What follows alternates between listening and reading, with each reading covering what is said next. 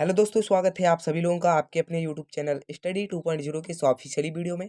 आज की इस वीडियो में बताएंगे आप सभी लोगों का कक्षा 10वीं का विज्ञान का पेपर था आज 29 फरवरी को। आज की इस वीडियो में संकेतात्मक कोड है 824 IN, इसका संपूर्ण हल बताने वाले हैं। चलिए वीडियो को शुरू करते हैं। शुरू करने से पहले एक छोटी सी रिक्वेस्ट, अगर चैनल पर है सब्सक्राइब कर लीजिए और वीडियो को लाइक कर लीजिए। तो सबसे पहले देखेंगे हम बहुविकल्पीय प्रश्न।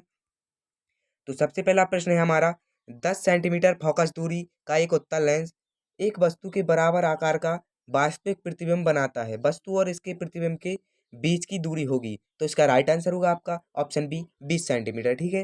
प्रश्न दूसरा है हमारा, एक उत्तल दर्पण द्वारा उत्पन्न आवर्धन सदैव होता है।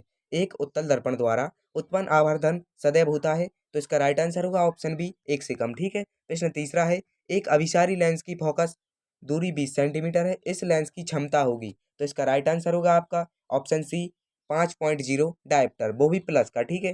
प्रश्न चौथा है, एक श्वेत प्रकाशकरण किसी त्रिकोणीय कांच के प्रिज्म की सतह पर गिरती है तो यह प्रिज्म से निर्गत होने पर अलग अलग विचलन से विभिन्न रंगों में विभाजित हो जाती है। किस रंग के लिए विचलन न्यूनतम होगा? तो इसका राइट आंसर होगा ऑप्शन डी लाल रंग के लिए। ठीक है। प्रश्न पांचवा है, किसी पदार्थ के लंबाई L तथा A परिच्छेद क्षेत्रफल के तार का प्रतिरोध 4 है।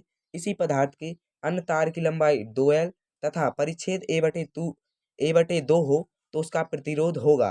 तो इसका राइट आंसर होगा आपका ऑप्शन ए 4 ओम। ठीक है। प्रश्न छठवा है हमारा, निम्नलिखित में कौन किसी विद्युत परिपथ में विद्युत शक्ति को नहीं दर्शाता है? क्या निम्नलिखित में से कौन किसी परिपथ में विद्युत शक्ति को नहीं दर्शाता है? तो इसका राइट आंसर होगा ऑप्शन सी IR²। ठीक है। प्रश्न सातवां है, किसी धारावाही चालक के कारण उसके R दूरी पर स्थित किसी बिंदु पर उत्पन्न चुंबकीय क्षेत्र है। तो इसका राइट आंसर होगा आपका ऑप्शन ए R के अनुक्रमानुपाती। ठीक है। प्रश्न आठवां है, हाइड्रोजन आयन H+ की प्रकृति कैसी होती है?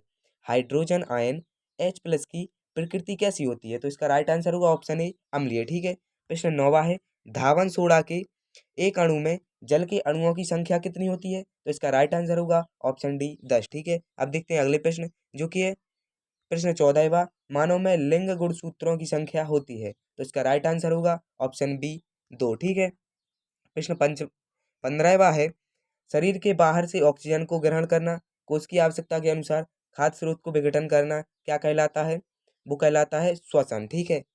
अब देखते हैं, मस्तिष्क का मुख्य सोचने वाला भाग क्या होता है? मस्तिष्क का मुख्य सोचने वाला भाग होता है ऑप्शन ए अग्र मस्तिष्क। ठीक है। प्रश्न 17वां है, निम्नलिखित पौधों में से किसका पुष्प एकलिंगी होता है? तो इसका राइट आंसर होगा ऑप्शन डी पपीता। ठीक है। प्रश्न 18वां है हमारा, एक पोषी स्तर पर उपलब्ध पदार्थों की कितनी मात्रा अगले पोषी स्तर तक पहुंचती है? तो इसका राइट आंसर होगा ऑप्शन बी 10%। ठीक है। पौधों में प्रकाश संश्लेषण का उत्पाद है। तो इसका राइट आंसर होगा option B glucose oxygen plus जल। प्रश्न 20वां है, निम्नलिखित में से कौन एक पादप हार्मोन नहीं है? ऑक्सिन एक पादप हार्मोन है और साइकोटाइनिन इस प्रकार के जो सभी पादप हार्मोन है, इसमें से सी आपका पादप हार्मोन नहीं है। अब देखते हैं 10वां प्रश्न, जो कि है निम्नलिखित में से अधातु है, यानी इनमें हमें बताना है कौन अधातु है। तो इसका राइट आंसर होगा ऑप्शन सी He। ठीक है। प्रश्न 11वां है, धातुओं के लिए कौन सत्य नहीं है? तो इसका राइट आंसर होगा ऑप्शन ए धातुएं सदैव सहसंयोजक यौगिक बनाती हैं। अब देखते हैं प्रश्न 12वां, जो कि है प्लास्टर ऑफ पेरिस की जल से अभिक्रिया कराने पर क्या बनता है? तो इसका राइट आंसर होगा ऑप्शन बी जिप्सम। ठीक है। प्रश्न 13वां है, एथेनॉल को सोडियम से अभिक्रिया कराने पर क्या बनता है? तो इसका राइट आंसर होगा option B H2 gas. I hope आप लोगों को ये सभी क्वेश्चन समझ में आ गए होंगे।